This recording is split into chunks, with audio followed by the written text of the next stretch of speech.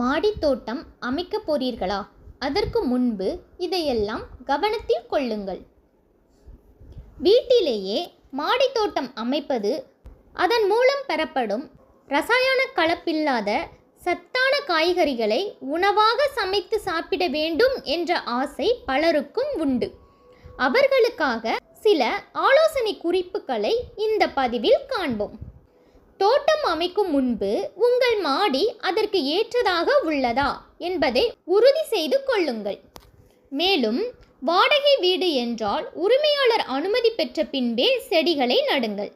இல்லையெனில் உழைப்பு, பணம் போன்றவை வீணாகி மனஸ்தாபங்களும் எழ வாய்ப்பாகும். செடிகளை வளர்க்க வீட்டில் பயனற்ற தண்ணீர் கேன், பழைய குடம், பக்கெட் போன்ற பொருட்களே போதும். காய்கறி விதைகள் 5 ரூபாயில் இருந்து கிடைக்கின்றன. இவற்றை வாங்கி சிறிய அளவில் தோட்டம் அமைத்து அதில் இருந்து அதிக பலன்களை பெறலாம். விதைகளை அதன் காலாவதி காலத்தை பார்த்து வாங்குவது மிகவும் முக்கியம். சத்தற்ற காலாவதியான விதைகளை வாங்கி விதைத்தால் பெரும்பாலும் முளைக்காமல் போகலாம். இதனால் தோட்டம் அமைக்கும் முயற்சியுடன் நேரமும் பணமும் வீணாகும். இதை தவிர்க்க செடியிலேயே காய்கறிகள் முற்றும் வரை விட்டு முற்றிய பிறகு அதில் இருந்து விதைகளை எடுத்து சிறிது அளவு சாம்பலுடன் கலந்து வைத்து கொள்ளலாம். புதிதாக தோட்டம் அமைப்பவர்கள் இப்படி விதை சேமிப்பவர்களிடம் கேட்டு வாங்கலாம். சுற்றுச்சூழலை பாதிக்கும் பிளாஸ்டிக் தொட்டிகளை விட மண் தொட்டியில் செடி கொடிகளை பயிரிடுவது நல்லது. அளவுக்கு அதிகமான தண்ணீரை மண் தொட்டி உறிஞ்சு கொள்ளும். மீதம் உள்ள தண்ணீர் சிறு துளை வழியாக வெளியேறிவிடும். தொட்டிகளில் மண் நிரப்பும் போது விளிம்பு வரை அழுத்தி நிரப்பக்கூடாது. தொட்டியில் 3/4 அளவு உயரத்துக்கு நிரப்பினால் போதும்.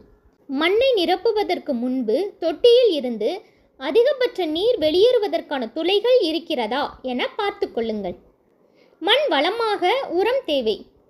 ஏதேனும் ஒரு தொட்டியில் கொஞ்சம் மண் போட்டு காய்கறி கழிவுகள், முட்டை ஓடு, பயன்படுத்திய டீத்தூள் போன்றவற்றை போட்டு அதற்கு மேல் கொஞ்சம் மண் போட்டு வைத்துவிட்டு தினமும் கொஞ்சம் தண்ணீர் தெளித்து கிளறிவிட்டால் அதுவே இயற்கையான உரமாகிவிடும். வீட்டில் தோட்டம் அமைக்க விரும்புபவர்கள் பெரும்பாலும் நலம் தரும் நாட்டு காய்கறிகளை விதைப்பது நல்லது. அதிலிருந்து விதைகளை எடுத்து மீண்டும் மீண்டும் பயிரிடலாம். ஹைபிரிட் வகை விதைத்தால் அதிலிருந்து மீண்டும் நாம் செடிகளை விதைத்து மகசூலை எடுக்க முடியாது. செடிகள் வைத்தால் மட்டும் போதாது, அதற்கு பராமரிப்பு அவசியம். வைக்கும் செடிகள் செழித்து வளர தினமும் தண்ணீர் ஊற்ற வேண்டும். வீட்டின் பின்பக்கம் மண் பரப்பில் உள்ள தோட்டம் எனில் தனியாக தண்ணீர் பாய்ச்ச வேண்டியதில்லை. பாத்திரம் கழுவும் நீர், துணி துவைக்கும் நீர் போன்றவற்றை செடிகளுக்கு செல்லும்படி செய்யலாம். முக்கியமாக செடிகளுக்கு பூச்சி தாக்குதல் ஏற்படாமல் பார்த்துக்கொள்வது அவசியம். அதற்கு நிறைய இயற்கை பூச்சி மருந்துகள் இருக்கின்றன. அதை முறையாக தெரிந்து கொண்டு பயன்படுத்த வேண்டும்.